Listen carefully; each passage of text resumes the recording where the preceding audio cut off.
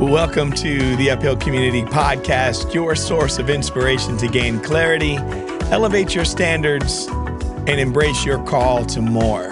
Together, we choose the uphill climb, pursuing the hard best over the easy good, and discovering the extraordinary life waiting to be lived in community. So welcome to the show. I'm so glad you can join me. It has been a crazy week. Or last week was a crazy week. It's been a crazy couple of 2 weeks, but good stuff. I went out west. I had a presentation to do with a client, which was pretty fun. It was pretty cool. And it was took a red eye back. It was like one of those things that just happened really, really fast. But when I was leaving and coming out of Vegas, Google was having a big festival or conference or something out there, and man, the Killers were closing out their festival, which they're a pretty cool band to me. I like the Killers, and some buddies of mine and another friend that has a business. They do a block party every year, and so me and my buddies got together to do the music for them and to do some songs. And one of the songs was by the Killers that I got to sing. It's, somebody told me. And really cool song. Anyways, made me think of it. And then I'm laughing right now because on my microphone, if you're watching this on YouTube, there's this little Jesus. You see him? I'm putting him up to the camera. So he's taped to my microphone. And the reason he's taped to my microphone is because, so I did a conference a while back, and one of the participants came to me and they brought me this because I think they could tell my faith and stuff, but they brought me this little Jesus and said, here, I give these out to people. And it really touched me, a little Jesus, hey, everybody needs a little Jesus. So, I need a lot of Jesus, but just the thought, which I thought was really cool. So anyways, I ordered a whole bunch of these little Jesus. I got a big, gigantic pack of little Jesus. I know sometimes people put them in Easter eggs for Easter egg hunts and stuff like that.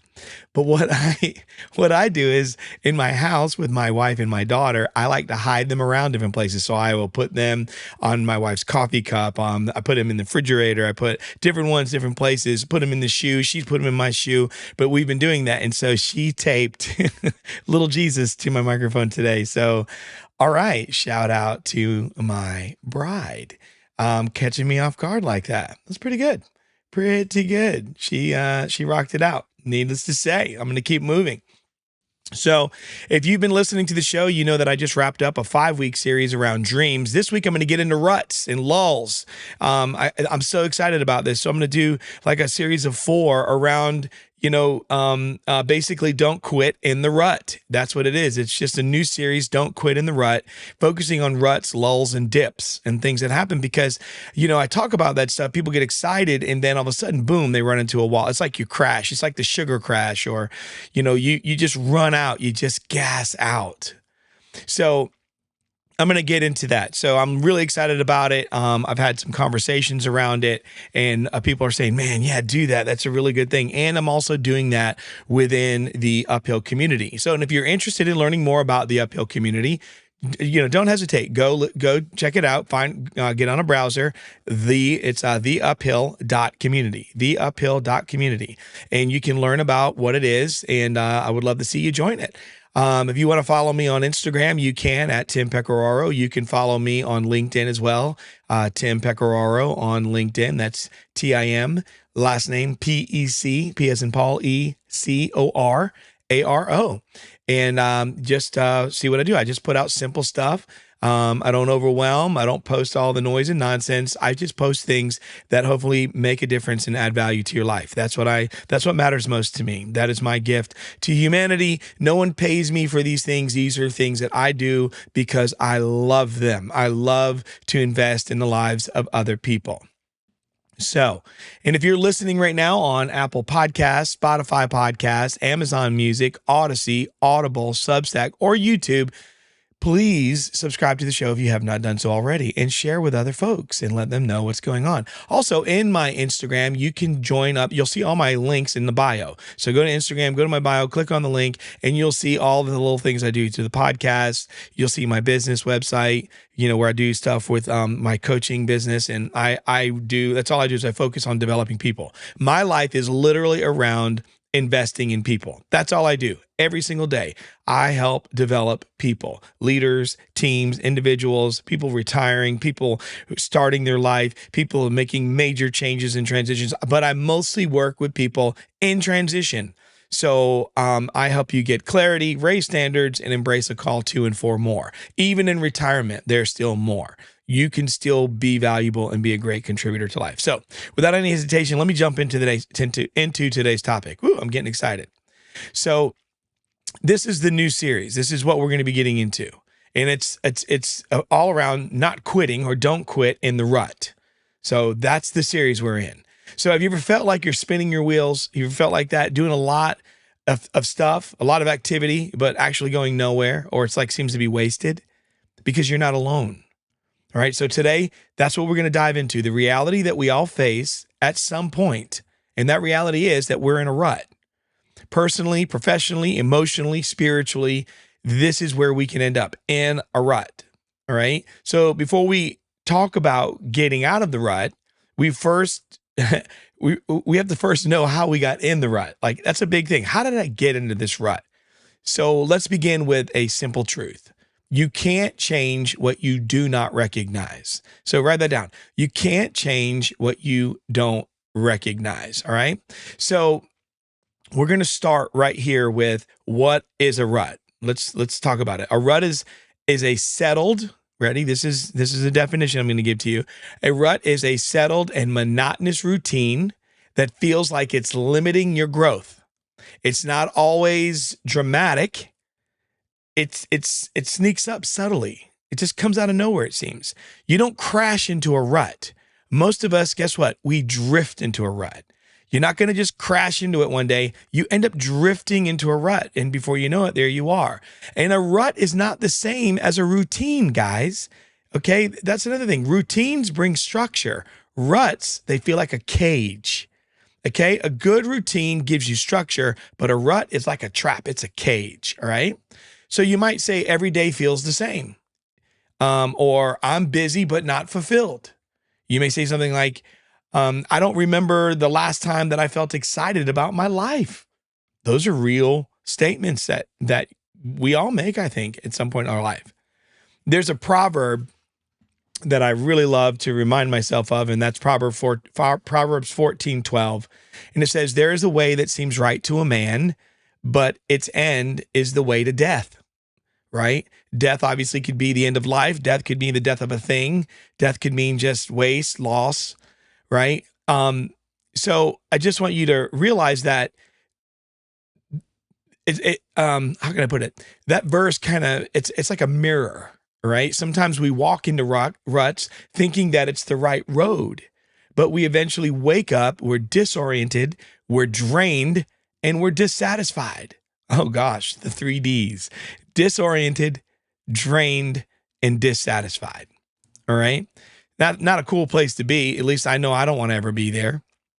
So let's talk about the most common ruts that we fall into. All right. So in this conversation, since we're talking about ruts, I'm just going to bring up just common ruts. And I think what I did was I developed 5 common ruts. Okay. These are 5 simple, universal, common ruts that we all can experience and go through. All right. So here they are. Ready? I hope you listen. If you're not driving and you have something to write with, if you're listening, just listen. Nothing listens better than a blank piece of paper, and the shortest pencil is better than the longest memory. All right. So try to write some of these things down. It's just simple stuff that's going to help you. So here's the first rut, the career rut, right? So you're clocking in, you're clocking out. You go to the office, you do your thing. Some people are being called into the office again. Maybe you're good at what you do, but the passion is gone. What was that song by I think it was the Everly Brothers? You've lost that love and feeling. So you don't love your job anymore. You don't love what you do, but the passion, it's gone, right? It's gone. You're stuck in a job that pays the bills, but starves your purpose, right? I mean, how many of you feel like that? How many of you felt that way? How many of you said, man, Tim, that is me, right? Remember, we have to recognize the key is you can't change what you don't recognize. So I want you to look at that. I want you to think about that and the work that you're doing, your career, your job, whatever it is. Do you feel that way? Do you feel like you're good at what you're doing, but the passion is gone? The loving feeling is gone. You don't have a desire for it. You feel stuck in that job. And you pay the bills, but you're starving your purpose. If that's you, I want to say this to you. You were made for more than your paycheck. All right? I do believe that. And I do believe that there comes a time in your life where you change your life to not just have more, but change your life to have more joy and satisfaction. I would rather have a fulfilled life than to have tons of money. Now, if you can have both, great. But I'm going to tell you right now, to chase the money doesn't mean I get the fulfillment. It can make me I can do more things, but I see so many people, and listen, I have the privilege of coaching people who are multimillionaires. I go to organizations that are billion-dollar organizations. Literally, I was just there last month in the second largest employer or the first largest employer in the world. That's Walmart. I was at Walmart corporate, sitting in there, sitting with top people. And I'm going to tell you, guess what? There are faces in the room that you can tell their head and their heart are not in sync. And they drove up to a meeting in a vehicle that was easy six figures, but there's no joy. Now, it doesn't mean if you have the money, you have no joy. No, it doesn't mean that. It doesn't mean that at all. What I'm saying is when you're working, sometimes what you're working in the places we find ourselves is because we're chasing something. We're chasing this idea and we're forgetting about ourselves. We're starving on the inside. Our purpose is dying. And that's a great indicator that you have to be careful on the road that you're on that's creating the rut that you're in. Right? So that's the thing you have to pay attention to. The road that you're on is putting you in the rut that you're in because you were made for more than a paycheck. The second one is that I want to bring up is the relationship rut. Man, I've had good ones. I've had bad ones. I've been the person who's made the relationship good. I've been the person that's made the relationship bad. Okay. So I know what it's like. I've been on both sides of that. So whether it's a disconnection in your marriage, loneliness, or it's a one-sided friendship maybe you're experiencing. Your relationships feel like they're on autopilot or, ready, worse yet, empty. So when conversation turns to convenience, connection ultimately starts to decay. When you're just talking, it's convenient and it's there and that's what you do and you go through life. I know people like that. I know people who just use their friends. I know people who make friends just to get stuff. I know people who don't know how to be friends. I know people who just talk out of the convenience, but they're starving on the inside. I mean, one of the hardest things I've experienced over the last few years was dealing with that with someone who, this guy was a friend. I mean, at least I thought he was, and no, he wasn't. Just treats you disposable. And I get it. So it happens, but I had to look at that. I had to pay attention to that. So then there's the personal growth rut. Now I'm in love. I'm a person that believes you need to fall in love with personal growth. All right. I'm seriously 100% in love with growing and changing and developing. And I have to start with me. I don't put the requirements on other people. I start with myself. So when it comes to personal growth, are you that person that stopped learning? Have you stopped? Now, hopefully you haven't said, well, there's nothing else I can learn, because I don't know who you are to think that way. I mean, I see there are brilliant folks that are, doing incredible things, making stuff. They're in science and stuff, and they're still learning. So I don't know who could ever say such a thing. And if you did say such a thing, wow. But you stopped learning. You stopped stretching. When you're not learning, you're not stretching. And so you've lost your hunger to grow. Everything is fine, but you ready? Nothing is thriving. Is that you? Are you in the personal growth rut? So the first one's the career rut. Second one's the relationship rut. Third one is the personal growth rut, because growth doesn't happen by accident. Growth is something that is going to happen intentionally. It's because you pursue it. I'm enjoying some of these. I hope you are too. As I'm looking, I'm going, wow, I believe the ones that are going to help the most if you're listening to this. Then there's the faith or the purpose rut. Okay. And that means your belief in something bigger, or you believe in something bigger, but it feels very distant. You're going through the motions, but you still, like, your soul feels dry. It feels empty, and you haven't felt connected to your purpose, or even if you're like me, to God, to your Savior, your Creator, to Jesus Christ. For me, like, you can feel that. So whatever is your thing, you can feel that purpose disconnection or that spirit disconnection. And the thing that I want to let you know is, especially for me, now, if you're a believer and you're listening to this, that, even when you're disconnected, meaning meaning you have become stagnant, meaning you're no longer, you just read the Bible, or you just go through the motions, God hasn't stopped calling you. He's not abandoning you. The same thing with your purpose. Whether you believe in God or not, I want to let you all know that inside of you, you're wired to be drawn to your purpose. So a lot of you could feel very disconnected to it. You could feel like you don't feel that thing calling you anymore. You feel like you're just going through the motions again. And that is something that I believe you've got to change the way that you're doing some things, which, I'm going to get ahead of myself. I'm going to show you how to get out of these ruts in a minute. So just forget that for a second. I was about to get down the road. So the fifth one, so your first one is the career rut, right? You were made for more than a paycheck. The second rut that I gave to you is the relationship rut. That's when conversations, they turn to convenience and connection starts to decay. The third is the personal growth rut, which growth doesn't happen by accident. It's intentional. The fourth is the faith or the purpose rut. And even when you're disconnected, God hasn't stopped calling you, or your purpose hasn't stopped calling you. And now the fifth one. This one's a big one. It's the health and the energy rut. For me, this is big. You always seem tired. You're physically, emotionally, mentally, right? You feel emotionally, you're just, you're drained. You don't feel like you. And the habits you use to maintain have slowly eroded. That's huge. That's a big one, because your body and mind, they're not supposed to be enemies. Okay. They're trying to alert you. They're not your enemies. They're supposed to be on your side. You need to view them that way, because when you're in that rut, they're speaking to you going that you're tired, you're exhausted, you're beat. Of course, it could be like, okay, well, you're staying up late, binge watching television, or you're staying out too late, or you're online doom scrolling too much, whatever. Okay, that's an indicator. Okay, so now you stop doing that and you feel tired. And you say, okay, well, maybe I'll catch up on my sleep. So you start to catch up on your sleep. You're not doom scrolling. You turn off the TV. You get to bed at a regular hour, but you're still exhausted for some reason. So then maybe you go to your doctor, and your doctor does blood work. The doctor says, no, that's great. It may not be medical. Okay? It could be that you're in a rut. You're in a rut.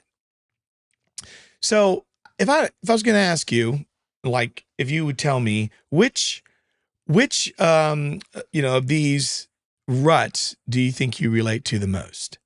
I want you to pause. I want you to think about that. It's not to put you in a place of shame. It's to help you move into a greater awareness, and not just to be aware, but to be consciously aware. And awareness, to me, it's a doorway. And if you want to move forward, you have to name where you are first. You are here. I am here. So it's hard to move forward, because you could just move, but where are you going? Maybe it's time for you to stop, identify where you are, so you know how to make a better move or a better step. The next step can be better in a different direction. It's kind of like on Seinfeld, where George did the opposite of what he normally did, and he started getting dates. So he was like opposite George, like doing the opposite. And that's what some of us need to pay attention to. Some of us, the change is simply doing the opposite of the thing that we've been doing, and we could get our life back. Just the opposite. So how we get stuck? Okay, I'm going to get into this. We're getting close to wrapping up here. How do we end up in these ruts? I'm going to give you 4 ways we end up in ruts, all right? The first one is we get busy, and we just don't notice the slow drift. Just doing this, a little bit of that, saying yes to this, saying yes to that. Oh, but I'm going to go have fun. Oh, but I'm going to go do this. Oh, but this person, they did this for me. Oh, but I got to do that for them. Like, you can literally put so much on your life that you don't even notice you're drifting. The second is we avoid hard decisions. And so by avoiding the hard decision, we will settle for easy routines.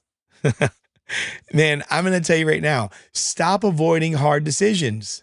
Do the hard decision instead of the easy routine that you find yourself into. Make a hard decision to go to the next level and get out of the easy routine that's not building anything. It's not doing anything. So for instance, if your routine is, wow, I'm walking, but the rut is your health is not advancing, then maybe the routine of just walking needs to change. So the walking isn't bad. It's just the routine's not doing anything else. So you avoid making the hard decision to change it up because you're like, man, I just got this thing going. So that's just giving an example. Just what is the thing that you could, what hard decision might you be avoiding because you're sticking with an easier routine, right? The third one is we fear change more than we fear stagnation. I am so afraid of being stagnant and just being a dead sea. I'm just like where you're just like that swamp water or that water that's sitting there, a puddle outside and mosquitoes gather around it. Like that's what it feels like. It's just nasty algae grows in it. There's no movement. It's just, that's what that feels like to me. I would rather change than be that. And yeah, change is hard. And because we know change is hard, we need to challenge ourselves to get better at it. And so the fourth one is we normalize dysfunction because it feels familiar. So when we know that we're dysfunctional, we go, okay, well, this is just what I mean. I'm familiar. Like I know people that have had learning disabilities in their life and like severe ones. And rather than just say that it was familiar and they felt safe by identifying as that, they worked hard to change it to whatever degree that they could. I had an uncle who just passed away where I grew up, he had mental issues and they called it mental retardation when I was younger. I know that's not appropriate, so nobody's head explode.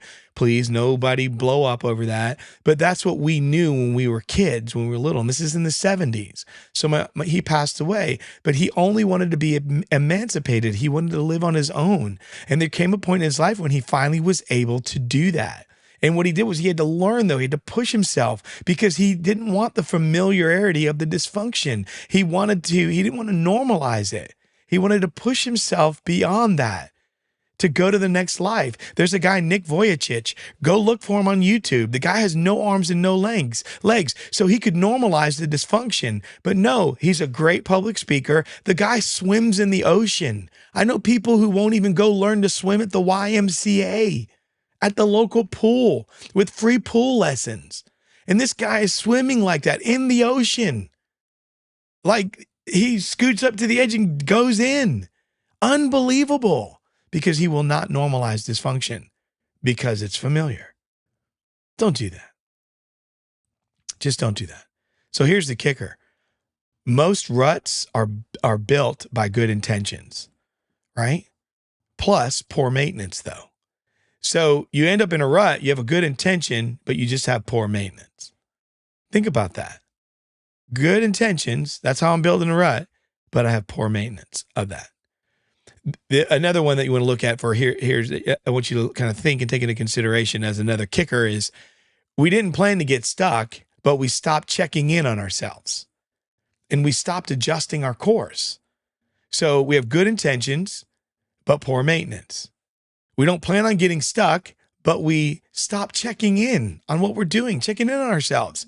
We stopped adjusting our course. And then we start thinking to ourselves, oh, this is just a season. It will just pass. We'll get through this. But seasons turn into years. And we don't take the wheel back. We don't get back into it. Unbelievable. And then we want to know what happened. So if you're in a rut, I don't want you to beat yourself up. I don't want you to just say you're lazy. I mean, maybe you have tendencies. I don't know, but just don't call yourself these things. And guess what? You're not broken. I've been in ruts too. I know a lot of people. I know very successful people. Think of the most successful people you can imagine. They've all been in ruts. And the other thing is you're not too far gone.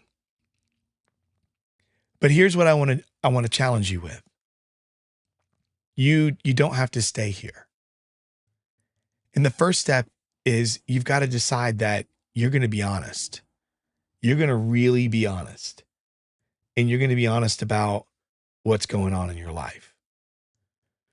And the way you can be honest, and starting with that is, remember, I said, and hopefully you heard me say it in the beginning, that nothing listens better than a blank piece of paper. And the shortest pencil, right, is better than the longest memory, or pen, right? It's better than the longest memory. So I want you to write some things down. Here are 3 things I want you to write down. I want you to write down what rut or ruts are you in, right? I gave you a list. I gave you in the beginning. The first one was a career rut. Second one was a relationship rut. The third was the personal growth rut. The fourth was the faith and the purpose rut. And then the fifth one was the health and the energy rut. All right. So I want you to write down, what rut are you in? What is the rut? And then how long do you think you've been there? Try to take some time and go, how long have I been in there? Because a lot of times if I can go, man, I've been in there since last, whatever, this time last year, right? It's really good to kind of look at that, because you never know what was going on. You can kind of go, that's when it started. But then here's a big one. After you find out what rut you're in, how long you've been there, I want you to ask yourself this: what does it cost you? What's the cost? You really want to get into, like, I want to feel this thing because I don't want to stay here. I want to get out of it. Because next week, we're going to talk about what to do when progress disappears, when you're in the dip, okay? The proverbial dip. When you're in that spot, what do you do when that happens? All right? So which of the 5 ruts are you in, right? That's what I want you to do. Which of the 5 ruts? I want you to define it. Say it. Speak it. Share it with somebody. I want you to say, hey, I'm in a career rut or personal growth rut, right? I'm in relationship rut, the faith and purpose rut. I'm in a health and energy rut. Whatever it is, which of the 5 ruts feels most familiar to you right now? And what are the warning signs that told you something isn't right? Maybe it's this podcast today. Maybe you're listening to this and it's telling you something's not right. If you were to describe your current emotional or spiritual state in one word, what would that word be? That's a big question. What would it be? So here's my challenge for you. I want you to find someone that you can talk to and share this with. I want you to tell one trusted friend or mentor, someone that you know walks and does life with you, a peer, someone you can count on, what rut you feel stuck in right now. And I want you to invite them to check in with you this week, the next week, but check in and see how you are and how things are going. When we do this, and when we really bring somebody else in and we share and we write it down and we take these steps, we grow faster when we stop hiding. And we also grow deeper roots when we open ourselves up to trusted people, trusted friends, mentors, coaches. So you've got this and you can do it. Next week, we're going to tackle the dip and the lull. Those dry, dull places where most people quit right before their breakthrough. And I'll also share a story of a man who gave up 3 feet from finding every bit of what he was searching for. You don't want to miss it. So until next time, we'll talk soon.